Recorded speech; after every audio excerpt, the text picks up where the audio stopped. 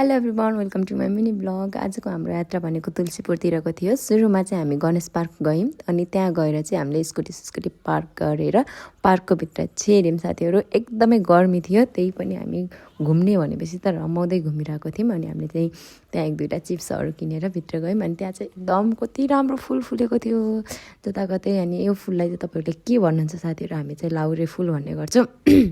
अनि त्यहाँ चाहिँ सबैजनाहरू टिकटक बनाउनमा बिजी हुनुहुन्थ्यो, घुम्नमा। अनि यो बेगमबली फुल त झन् कति राम्रो देखेको थियो, कस्तो राम्रो फुलेको। अनि अझै लाउरे फुलहरू चाहिँ यति राम्रो राम्रो फुलेको थियो डिफ्रेन्ट कलरमा। अनि त्यहाँ चाहिँ अर्की फुल पनि बसेकी थिइन्। अनि त्यसै गरी हामीले चाहिँ लगेको चिप्स खानको लागि एउटा शीतल ठाउँ खोज्दै थियौँ साथीहरू। फाइनली हामीले ठाउँ भेटायौँ अनि बस्यौँ। घुम्ने त हाम्रो बाहना हो, चिप्स खाने हाम्रो एउटा चाहना हो भने जसरी हामी त्यहाँ गएर गम चिप्स खायौँ साथीहरू। हामी चाहिँ भर्खरै भात खाएर गएको, त्यही पनि अब त्यहाँ गएर फेरि खान परिहाल्यो।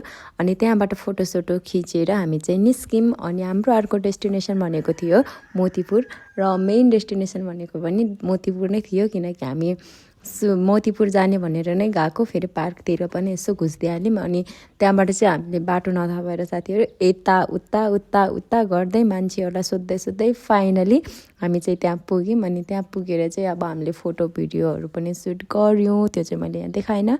र हामी साँझको बेला भइसकेको थियो अनि त्यहाँबाट फर्क्यौँ। Thank you for the watching, bye by.